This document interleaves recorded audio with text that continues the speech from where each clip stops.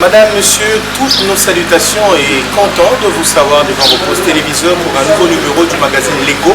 Et ce jour, nous allons nous attarder sur des faits importants, des faits saillants de la République démocratique du Congo par rapport aux élections qui sont attendues cette année 2023, mais aussi d'autres faits politiques qui caractérisent notre vécu quotidien. J'ai le plaisir d'avoir sur ce que nous avons comme plateau de ce jour un spécialiste en la matière. Il s'agit de Monsieur Mouchagalusha Dieudonné. Je vous dis bonsoir. Bonsoir, monsieur. Bonjour, tout dépend de l'heure où l'on va me suivre parce que nous sommes diffusés selon différents fuseaux horaires. Vous êtes le co-ordonnateur du panel des experts de la société civile et avez une spécialisation particulière dans les domaines des élections. Alors, la première question que je voudrais vous poser, en tout cas avec vous, j'aime bien votre franc-parler, vous allez directement droit au but. Est-ce que nous allons vivre les élections à la fin de cette année? J'ai doute fort, pas doute fort, mais je confirme qu'il n'y aura pas élection en 2023. En décembre, il n'y aura pas élection. Quels sont les éléments qui vous poussent, vous, experts de la société civile, à alléguer une affirmation comme celle-là, dans la mesure où, déjà, le pouvoir organisateur, la Commission électorale indépendante, elle, affirme que nous aurons les élections cette année? Deux éléments principaux. D'abord, le premier, il est lié à la date elle-même, la date fixée par la CENI elle-même. La CENI a fixé la date du 20 décembre 2023, que c'est la date prévue pour les élections. Alors que nous savons que dans la loi électorale, et selon tous les instruments juridiques que nous avons dans notre pays, les élections ne peuvent pas avoir lieu un jour ouvrable. Les élections doivent avoir lieu soit un dimanche ou un jour férié. Mais si vous prenez les calendriers avec moi, vous allez voir que les élections sont prévues par l'équipe actuelle dirigée par le président Denis Kadima le 20 décembre. Donc, déjà, c'est une date illégale. Je ne vois pas. Le président de la République, disons-le clairement, son Excellence Félix Antoine Tshisekedi Tshilombo, il prône l'état de droit. Et un minimum vraiment la base, parmi les normes, parmi les principes, parmi les standards, c'est d'abord respecter tant soit peu les textes qui réglementent la question électorale. Mais si déjà la date prévue pour les élections, donc c'est une date qui n'est prévue nulle part en matière juridique, donc prévoir les élections le 20 décembre, ça veut dire que ce jour-là, il n'y aura pas école, les enfants ne vont pas aller étudier parce que nous savons que la plupart des bureaux de vote ont lieu dans des écoles, c'est-à-dire les fonctionnaires n'iront pas au travail. C'est-à-dire que tout ce qu'on doit faire comme activité professionnelle, comme activité journalière, comme vécu quotidien, donc on doit arrêter pour qu'on ait aux élections le 20 décembre. Donc voilà, d'abord, ça c'est un premier élément qui prouve à suffisance que les élections n'auront pas lieu à la date prévue du 20 décembre. À moins que, et ça m'étonnerait, que les chefs de l'État puissent prendre une ordonnance ou qu'on puisse décider de décréter le 20 décembre une journée fériée. Et si on déclare une journée fériée, vous savez ce que ça fait comme manque à gagner par rapport à l'ensemble de toutes ce qu'on peut avoir comme revenu, de ce qu'on peut avoir comme activité à faire. Ça, c'est un premier élément. Le deuxième élément, il s'agit quand même... Donc, de toutes les élections que nous avons vécues en République démocratique du Congo, on n'a jamais connu un vote un jour ouvrable. Jamais. 2006, 2011, 2018. Jamais, partout, jamais on n'a jamais connu les élections un jour ouvrables.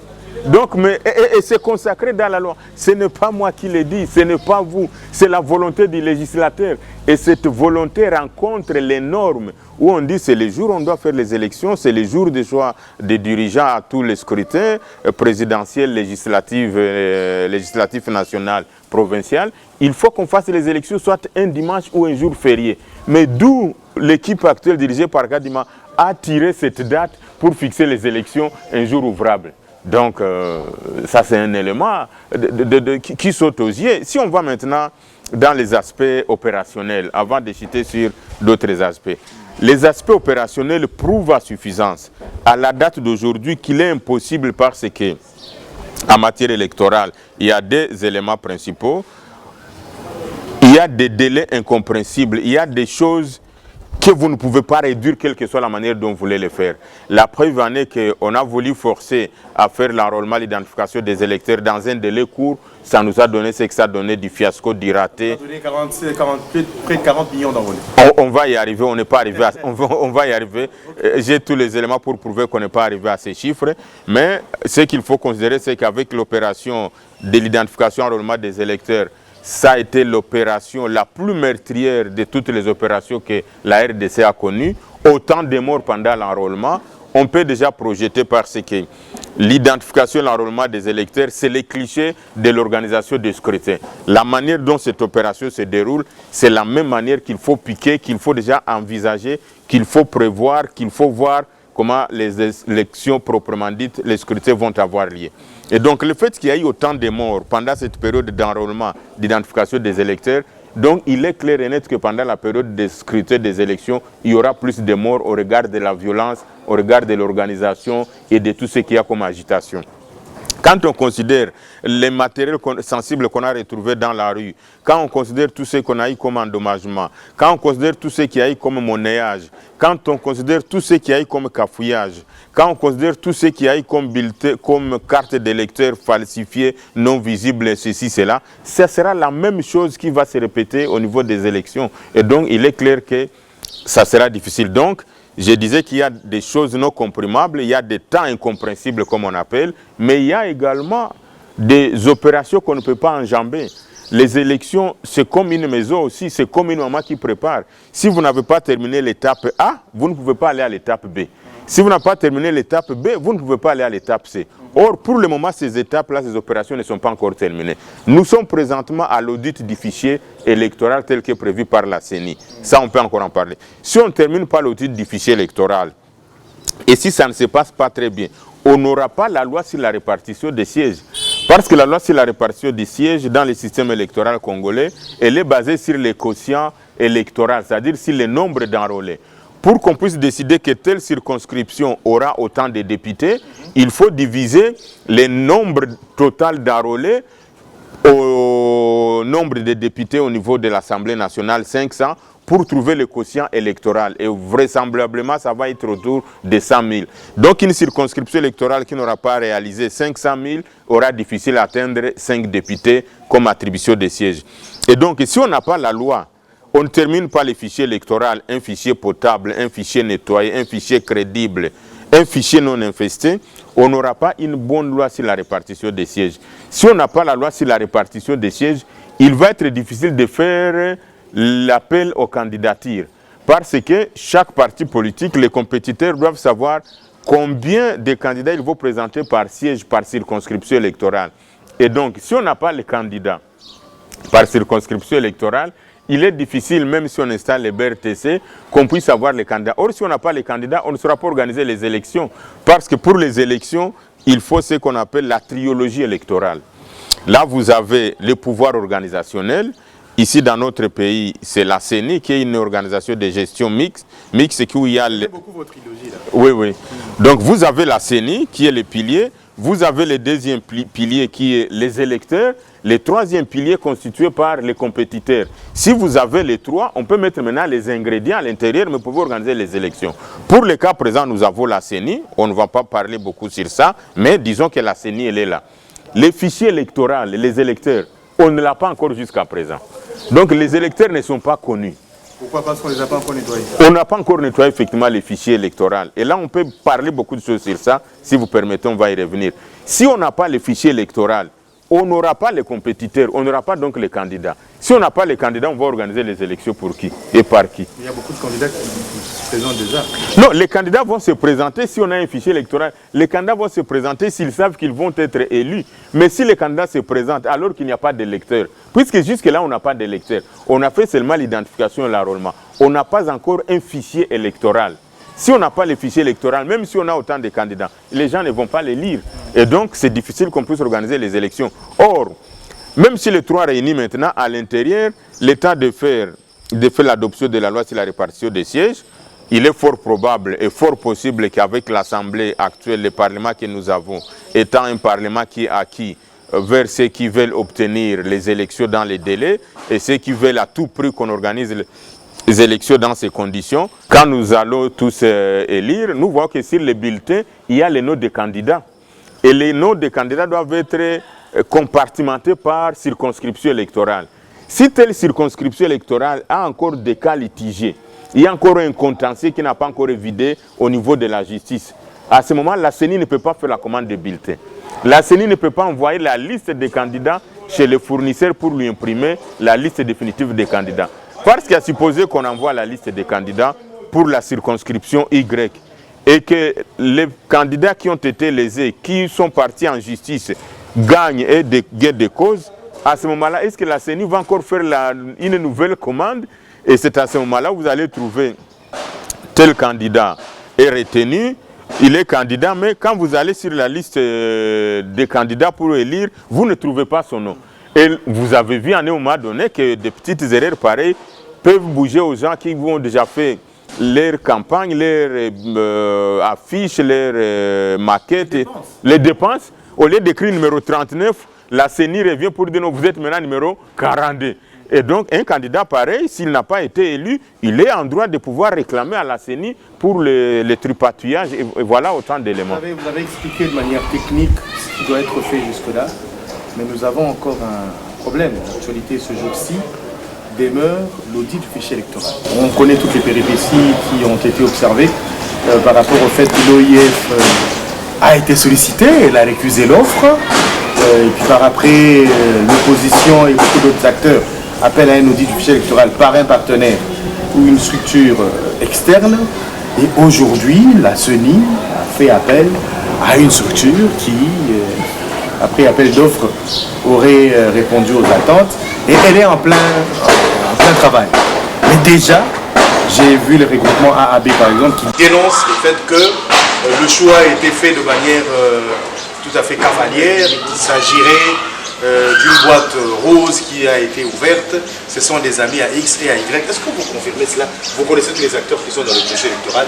Donnez-vous de la crédibilité à ces personnes qui sont censées auditer ces fichiers électoraux? En tout cas, j'ai l'avantage avec modestie Blaise de pouvoir dire que quand je parle de questions électorales, je suis à l'aise parce que j'ai suivi tous les processus électoraux dans notre pays.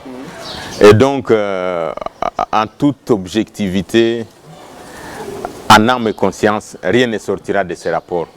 Donc c'est un rapport, je ne peux pas dire bidon, mais c'est un rapport volonté que chaque homme politique de ce pays pouvait encore faire, les sacrifices que chacun de nous pouvait encore fournir pour dire non, ok, admettons quand même, allons aux élections, faisons ceci. Donc ça s'est évaporé et c'est fini totalement.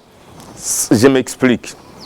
Et je vais le dire sans embâche, par là des faits, en toute sincérité. La CENI a publié la feuille de route, je crois au mois de février, il y a 2 ans, si j'ai bonne mémoire. La de la feuille de route, c'était le 3 février. Nous, au niveau du panel des experts de la société civile, nous avons produit un communiqué sur le fait qu'il y avait beaucoup d'incohérences, il y avait beaucoup d'irrégularités dans la feuille de route et que ça n'aboutira pas. Mais à ce moment-là, il y a 2 ans, la CENI avait déjà prévu l'audit du fichier électoral. Or, nous savons tous, quand on prévoit, quand on fait la planification, même celui qui n'est pas des questions électorales, même les mamans, quand on dit je vais préparer, on sait déjà qui va préparer, qui va faire ceci. Donc le fait d'avoir déjà prévu l'audit du fichier électoral, la CENI savait déjà qui va auditer le fichier électoral là. Je vais y arriver. On va à la deuxième chose qui est la période la plus importante aussi en matière électorale, la publication du calendrier électoral, qui est une boussole du processus électoral. Dans ce calendrier électoral-là, même si ça a été publié aussi d'une manière illégale, on trouve des inadéquations indescriptibles. La CENI elle-même prévoit l'audit du fichier électoral, audit externe du fichier électoral comme 51e activité dans son calendrier. 51e ou 53e activité.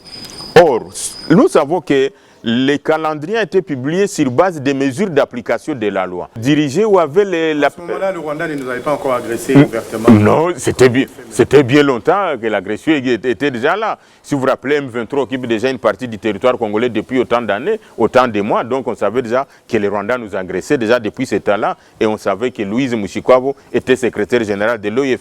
Donc c'est un argument tempête. Passons. On quitte cet aspect-là. On dit non, quand même, il faut auditer ça. Ceux qui devraient auditer ces fichiers, ça doit être un organisme attitré. Ça doit être un cabinet d'expertise certifié. Ça doit être une organisation régionale ou internationale connue dans ce domaine. Mais qu'est-ce qui se passe? On va aller recruter effectivement des personnes respectables, des individus, des humains comme moi, comme vous, créés à l'image de Dieu qu'il faut respecter, vraiment de ce côté-là. Mais regarde un peu des éléments qui tiquent. Même quand vous regardez la présentation, et je voudrais saluer, c'est rare que je puisse faire des fleurs aux politiques parce que les politiciens restent politiciens, mais il faut féliciter les politiques de A à B. Le fait d'avoir creusé plus fort et trouvé ces coïncidences-là, ces éléments qui jettent déjà les doutes, qui mettent en difficulté, qui ne rassurent pas, qui ne donnent pas l'objectivité, qui ne relèvent de rien de rationalité sur les accointances, sur les passés, sur les conflits d'intérêts même. Que le président de la CENI, Denis Kadima, puisse recruter les gens avec qui il a travaillé, puis on appelle ces personnes pour venir auditer. Maintenant, quelqu'un qui a été son chef, comment il va les contrôler? Disons-nous quand même le bon sens, la bienséance. Quelqu'un qui a été ton chef et qui te recrute. Et qui te recrute. Et donc, c'est la CENI, c'est le président Denis Kadima qui va donner les orientations, c'est lui qui va donner l'approche, c'est lui qui va dicter la méthodologie, c'est lui qui va fournir les documents, c'est lui qui va présenter les rapports, c'est lui qui va définir les timings, et c'est lui qui va donner tout. Et les amis, les compatriotes, parmi lesquels il y a 3 qu'on accuse, ça je n'aime pas entrer dans des considérations d'appartenance régionale, provinciale ou tribalo-ethnique, qui ont des lunettes plus que les miennes, ont relevé qu'ils ont les mêmes acquaintances que Denis Kadima. Et parmi les 5, on trouve déjà 6 par 3. Qui sont, est-ce que c'est l'ensemble vraiment de tous les Congolais, même si on devait recruter? Il n'y a qu'au Kassai où on pouvait, sachant déjà que ça va susciter, l'homme politique, l'homme déjà, il devait anticiper, sachant déjà que cela devrait susciter ou doit susciter un regard de plus près au microscopique et macroscopique. Je ne me limite pas là. Ça, c'est la première partie de l'élément. La deuxième partie, peut-être vous ne le savez pas, il y a eu plus de 212 candidatures. Et c'est la CENI elle-même qui a confirmé ça. Mes frères et sœurs, j'allais dire en lingala, toloba tolobate. Dans moins de 2 jours, on a épilché vraiment 212 candidatures. Dans moins de 2 jours, de 3 jours, dans moins d'une semaine, dans moins de 4 jours. Regardez la date d'appel à la candidature, regardez la date de publication. Moins de 72 heures. Dans 3 jours, vraiment, on a étudié 212 dossiers. Ils ont travaillé 24 heures sur 24. 24 heures sur 24 heures, 212 dossiers pour voir, voici les dossiers, qui est bon, voici celui qui n'est pas bon, pour que finalement on arrive sur ces noms-là. Non, qui on peut tromper? Nous avons quand même un professeur, même un enseignant de l'école primaire, même à l'école secondaire, pour ne pas parler de l'université, il y a la période qu'on appelle la période de correction. Vous avez même 60 copies à l'école primaire. Moi, j'ai été enseignant à l'école primaire et secondaire, et même à l'école technique. 60 copies, comment pouvez les corriger dans moins de 3 jours pour savoir qu'ici il y a une erreur? Et 212 dossiers, on les a épilchés pendant 3 jours pour dire que non, c'est ça le dossier qui est bon, on l'a comparé avec tel, et pour donner des éléments. Il n'y en a pas eu. Donc, c'était des noms qui étaient déjà préconçus, qui étaient déjà notés quelque part pour dire, bon, on fait la formalité d'usage, on fait appel à la candidature, on les prend. Alors qu'il y avait des cabinets. Il y avait même certains de mes collègues avec qui nous avons été à l'école de formation électorale en Afrique centrale qui ont postulé pour ça et qui ont une longue et riche expérience en matière d'audit du fichier dans notre pays et qui connaissent les réalités parce que pour auditer les fichiers électoraux, il y a beaucoup d'éléments qui entrent en compte. Il faut connaître également la manière dont l'enrôlement s'est déroulé, l'inadéquation, est-ce qu'il peut y avoir une tricherie ou est-ce qu'il peut y avoir des doublons, est-ce qu'il peut... Il faut connaître tout ça, il y a les logiciels qu'il faut maîtriser. C'est un deuxième élément, permettez Blaise. Le troisième élément, et ça c'est regrettable, un fichier de 42 millions d'enrôlés, un fichier de plus de 40 millions d'enrôlés, même si les chiffres exacts, mais plus de 40 millions d'enrôlés. Comment on peut l'auditer dans 3-4 jours, dans 5 jours? Nulle part au monde, Blaise. On a violé la loi portant organisation et fonctionnement de la CENI, la loi organique. C'est la CENI elle-même. On n'a pas respecté même la procédure sur les marchés. Donc la CENI elle-même recrute, la CENI elle-même délibère, la CENI elle-même... Donc, et ça, on va encore creuser plus. Le moment venu, je crois qu'on devra se référer à la justice parce que ça... Et si elles sont organisées, ce sera des élections chaotiques ou bien il ressortira des élections calmes, crédibles, transparentes? Déjà, vous dites que les bases sont mauvaises. Non, les mois de réussite du processus électoral, on vous dira que ce soit un Chinois, un Japonais, un Américain, un Russe, un Belge, c'est la confiance. Si la confiance est brisée dans le processus électoral, le reste, il faut oublier. Et pour obtenir la confiance, qu'est-ce qu'il faut faire? Il faut la transparence.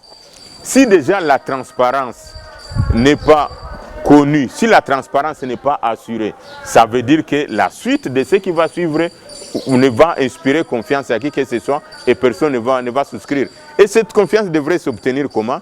Le fait déjà qu'on a vu qu'il y a eu beaucoup de doublons qui se sont fait enrôler, il y a eu des gens sans juriste ou avec mauvaise empreinte. La CENI elle-même, et c'est un élément qu'il faut ajouter dans l'audit du fichier électoral, la CENI elle-même n'est pas à mesure à ce jour, Blaise. C'est-à-dire on expose le pays à des conséquences incalculables. Alors, je voudrais avoir maintenant votre avis, parce que nous sommes en train de tendre vers la fin de cette entrevue, M. Galoucha. Dites-moi, qu'est-ce qui motive partis politiques, les regroupements, la société civile, même le grand retour du CLC, le comité de coordination, qui dénonce effectivement cette manière de faire et programme du reste une marche pour dénoncer ce genre de faits. Programme du reste une marche pour dénoncer ce genre de faits. Et vous avez vu, pendant que la société civile ou l'opposition a programmé une marche, il y a d'une part les partis politiques au pouvoir de la jeunesse de l'UDPS et la jeunesse de la CP du gouverneur de la ville de Kinshasa, Chantilly Ngobila, qui seront dans la rue. Vous, comme acteur de la société civile, comme observateur, qu'est-ce qu'on vous dit par rapport à cette marche? Est-ce qu'elle vaut son droit d'être ou bien, bon, c'est la bagarre politique? Cette marche-là arrive au bon moment. Il n'y a aucun Congolais qui ne peut pas la soutenir. Pour plusieurs. Ce n'est pas parce que c'est une marche programmée pour l'opposition, mais il faut dire plutôt, je crois qu'il faut rectifier, au lieu de parler de la marche d'opposition, il faut parler de la marche de la population. Parce que j'ai vu les objectifs visés pour cette marche, je crois qu'il y en a 3. C'est d'abord l'amélioration des conditions de vie de la population. Et donc, chaque Congolais, chaque Congolaise, chaque citoyen, chaque Quinois, chaque Quinoise, pour ceux qui arrivent souvent jusqu'à 17h, 18h, on ne sait pas ce qu'on va manger à la maison. Il y en a ici à Kinshasa. Au moins, il va comme 17h, 18h, c'est l'occasion de participer à cette marche pour dire à ceux qui nous dirigent que nous n'avons rien à manger. C'est l'occasion pour ceux qui ont besoin d'avoir le maïs dans notre pays, d'avoir de la farine de maïs dans notre pays pour que ça puisse être produit. Au lieu de prendre autant de ministres pour aller chercher des maïs à l'extérieur, c'est l'occasion que chaque Congolais, chaque citoyen entre dans la rue demain pour dire à ceux qui nous dirigent, en commençant par le président de la République. Donc c'est une marche d'expression pacifique pour dire Mokonzi Mboka, Tozan a besoin de Masango Namboka, Oleakende Kolukango Libanda. Les gens qui subissent l'insécurité dans notre pays, voilà, la nuit on les réveille à tel endroit et il faut les féliciter, vraiment j'en profite pour les saluer, les féliciter pour ces actions. Et j'espère que demain, il mettra tout en marche pour sécuriser les marchands parce que ça sera une marche pacifique. Mais également, c'est l'occasion pour dire ceux qui aiment, ceux qui sont soudés à l'unité du pays, ceux qui aiment le Congo, pour dire non, Bunagana est toujours occupé, on nous empite, nous sommes en train d'aller vers la balkanisation. Mokonzi Mboka, il y a une partie qui échappe. Donc, c'est une marche d'expression populaire. C'est une marche salutaire pour le pays. C'est l'occasion pour dire ceux qui n'ont pas eu de bonnes cartes. Bon, on va voir qu'il y a carte na bango et si un Zuluka avec beau, que moi je ne considère pas comme des photos, mais des robots. Pour dire tozoa qui va carte à Mabé.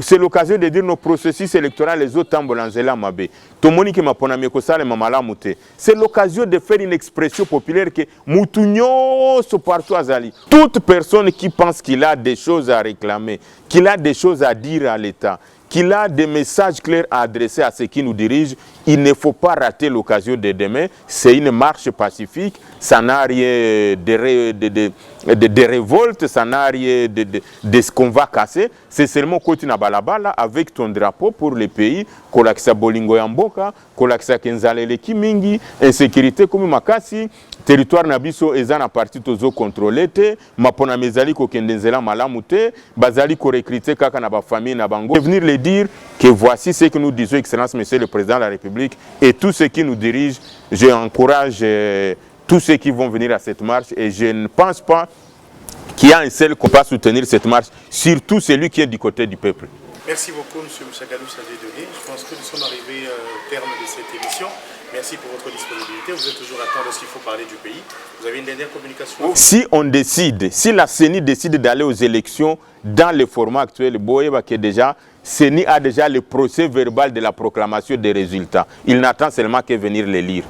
On y reviendra sur ce plateau probablement à l'approche des grandes échéances même après la publication de l'audit du fichier électoral. Je me ferai le plaisir de vous avoir ce plateau afin de disposer de votre commentaire par rapport à ça. Merci de nous avoir suivis sur Canal+, et bien d'autres plateformes de communication. On se retrouve très prochainement. Au revoir.